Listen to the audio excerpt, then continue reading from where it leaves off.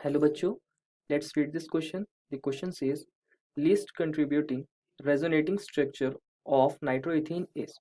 तो बच्चों इसमें हमें 4 ऑप्शंस दिए गए हैं ए बी सी डी और हमें बताना है कौन सा स्ट्रक्चर सबसे कम कंट्रीब्यूट करेगा रेजोनेटिंग स्ट्रक्चर्स में ऑफ नाइट्रोइथीन। तो बच्चों यहाँ की कंसेप्ट क्या होगा? यहाँ होगा की concept stability of resonating structures, क्योंकि जो स्ट्रक्चर जितना ज़्यादा स्टेबल होगा वो उतना ज़्यादा कंट्रीब्यूट करेगा रेजोनेटिंग स्ट्रक्चर्स में, और जो जितना कम स्टेबल होगा वो कम कंट्रीब्यूट करेगा रेजोनेटिंग स्ट्रक्चर्स में। तो इन सभी स्ट्रक्चर्स को दोबारा देख लेते हैं। हमें 4 ऑप्शंस दिए गए हैं ए बी सी डी। अब हमें बताना है सबसे ज़्यादा स्टेबल कौन सा होगा। आप सब जानते हैं रेजोनेटिंग स्ट्रक्चर्स की स्टेबिलिटी के लिए हमारे पास कुछ फैक्टर्स होते हैं, कुछ रूल्स होते हैं जिससे हम उनकी स्टेबिलिटी डिफाइन करते हैं। फर्स्ट ऑफ ऑल होता है चार्ज। चार्ज जो होना चाहिए वो मिनिमम होना चाहिए। सेकेंड, पाई बॉन्ड्स वो मैक्सिमम होने चाहिए अगर चार्ज सेम है। थर्ड, इलेक्ट्रोनेगेटिव एटम के पास नेगेटिव चार्ज होना चाहिए और इलेक्ट्रो पॉजिटिव एटम के पास पॉजिटिव चार्ज होना चाहिए। अगर ये तीनों फैक्टर सेम हो जाए तब हमारे पास एक और फैक्टर होता है। द फोर्थ फैक्टर इज कि अपोजिट चार्जेस पास पास होने चाहिए और सेम चार्जेस फार होने चाहिए। So these are the 4 factors to determine the stability of resonating structures. Let's solve this question. तो हमें यहाँ 4 ऑप्शंस दिए गए हैं। ऑप्शन ए में टोटल चार्ज एक +1 है और एक -1 है। ऑप्शन बी में 2 +2 हैं और 2 -2 हैं।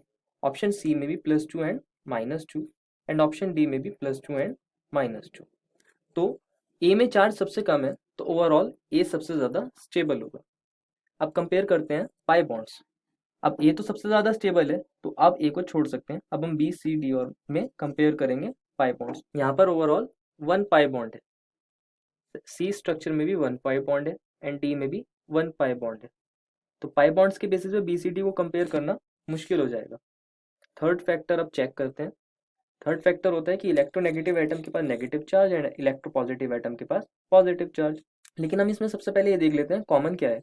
यहाँ एक ओ के पास नेगेटिव चार्ज है, सी में भी ओ के पास नेगेटिव चार्ज है और डी में भी ओ के पास नेगेटिव चार्ज है। यहाँ एक CH2 पॉजिटिव है, यहाँ पर भी एक CH पॉजिटिव है एंड डी में भी एक CH2 पॉजिटिव है। तो इनको तो हम कंपेयर नहीं कर सकते। बी में भी एक नाइट्रोजन पॉजिटिव है, यहाँ पर भी एक नाइट्रोजन पॉजिटिव है एंड डी में भी नाइट्रोजन पॉजिटिव है। तो ये तीनों चीज़ें सेम हो गई हैं। अब हम कंपेयर करते हैं। बी में एक CH2 के ऊपर नेगेटिव चार्ज, सी में एक CH2 के ऊपर नेगेटिव चार्ज एंड डी में एक O के ऊपर नेगेटिव चार्ज। आप जानते हैं O ज़्यादा इलेक्ट्रोनेगेटिव है compare to C, therefore D ज़्यादा स्टेबल होगा बी और सी से। अब बी और सी को कंपेयर कर लेते हैं। लास्ट फैक्टर, अपोजिट चार्जेस दूर दूर होने चाहिए एंड लाइक चार्जेस पास होने चाहिए। तो यहाँ ये अपोजिट चार्जेस हैं, पास पास हैं, ये भी पास पास है, इनफैक्ट ये दोनों भी पास पास हैं।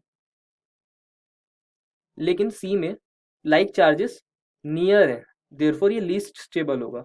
Therefore B is more stable than C. क्योंकि सी लीस्ट स्टेबल है देयरफॉर वो सबसे कम कंट्रीब्यूट करेगा रेजोनेटिंग स्ट्रक्चर में। Therefore the final answer is, I hope you understood it well. Best of luck.